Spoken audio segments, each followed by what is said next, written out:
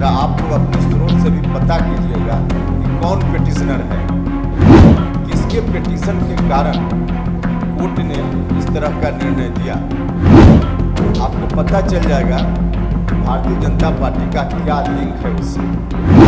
आज रुका है रिजर्वेशन,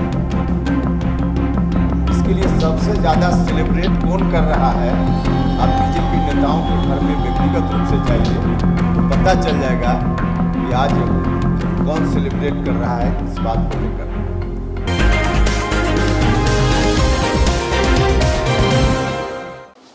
देखिए, भारतीय जनता पार्टी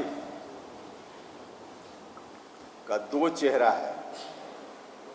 एक चेहरा जिसकी चर्चा राष्ट्रीय अध्यक्ष जी ने की, आरक्षण विरोधी चेहरा, जिसको अंदर छुपाए रहते हैं और बाहर लोगों के बीच दूसरा चेहरा लाते हैं और कोशिश करते हैं कि लोग उनके बाहर वाले चेहरे पर भरोसा कर लें। जोर जोर से बोलते हैं कि आरक्षण के हम समर्थक हैं। अभी जो कुछ भी परिस्थिति बनी, चुनाव की प्रक्रिया चल रही थी, कुछ ही दिनों के बाद मतदान होना था। जिस कारण से यह मामला उलझा, उसके कारणों में जरा जाइए। जो पिटिशनर है इस केस का, जरा आप लोग अपने स्रोत से भी पता कीजिएगा कि कौन पिटिशनर है, किसके पिटिशन के कारण कोर्ट ने इस तरह का निर्णय दिया। आपको पता चल जाएगा कि भारतीय जनता पार्टी का क्या लिंक है उससे। आज रुका है रिजर्वेशन, इसके लिए सबसे ज्यादा सेलिब्रेट कौन कर रहा है? आप बीजेपी नेताओं के घर में व्यक्तिगत रूप से जाइए तो पता चल जाएगा कि आज कौन सेलिब्रेट कर रहा है इस बात को लेकर। हिटलर जिस तरह से कहता था कि किसी एक झूठ को 100 बार बोलो तो सच दिखेगा, इसी थ्योरी पर बीजेपी के लोग चलते हैं। बार बार किसी बात को, झूठ को भी इतनी बार बोलो कि लोग सच समझने लगें। लेकिन मुगालते में हैं लोग, बिहार के लोग और देश के लोग अब उनके झूठ में नहीं आने वाले।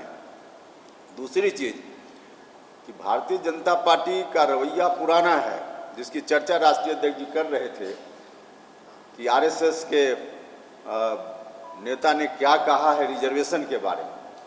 कुल मिलाजुलाकर उनकी कोशिश है, सिर्फ बिहार की यह अकेली घटना आरक्षण को रोकने की कोशिश नहीं है, बल्कि देश भर में ऐसी घटनाएं हो रही और इन तमाम घटनाओं के पीछे भारतीय जनता पार्टी खड़ी होती है।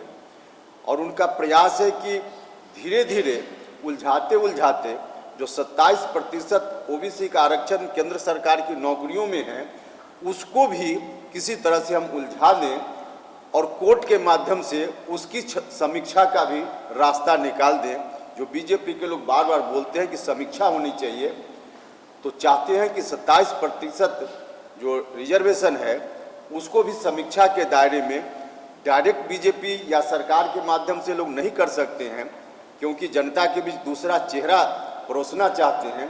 तो कोर्ट के माध्यम से इन चीज़ों को उलझाने की उनकी कोशिश है। आप इसकी मूल में जाइएगा, जड़ में जाइएगा कि जिस ट्रिपल टेस्ट की बात हो रही है, आयोग बनाने की बात हो रही है, उस बात की शुरुआत कैसे हुई? देखिए, उस बात की शुरुआत के पीछे 50% जिसकी चर्चा राष्ट्रीय अध्यक्ष ने की कि उसकी सीमा नहीं पार होनी चाहिए, उसमें तो स्पष्ट है कि 50% से नीचे है यहाँ।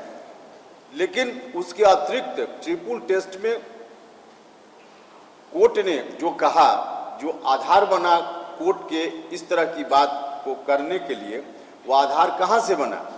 एक बार नहीं, सुप्रीम कोर्ट से लेकर कई राज्यों के उच्च न्यायालयों ने अनेक बार कहा, अलग अलग मामलों को सुनते हुए, कि भारत की सरकार या संबंधित राज्य की सरकार हमको डाटा दे जात के बारे में।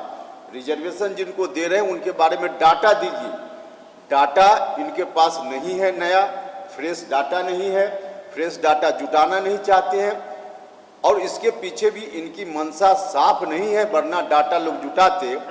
और फ्रेश डाटा नहीं होने के कारण ही कोर्ट के सामने यह गुंजाइश बनी कि कोर्ट ने चाहे महाराष्ट्र का मामला हो, मध्य प्रदेश का मामला हो और अभी यहाँ या दूसरे राज्यों में कोर्ट ने ट्रिपल टेस्ट में कहा कि पिछड़ेपन का आंकड़ा लाइए, इसलिए कोर्ट ने एक नई व्यवस्था दे दी।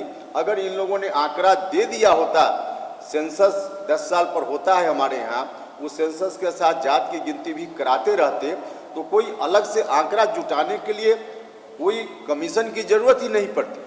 तो इन लोगों ने जो रवैया अपनाया है, उस रवैया के चलते कोर्ट में ऐसी स्थिति बनी है और इन लोगों की कोशिश वही है कि सारे मामलों को जो रिजर्वेशन से संबंधित है, अंततः 27% रिजर्वेशन को भी हम उलझा दें।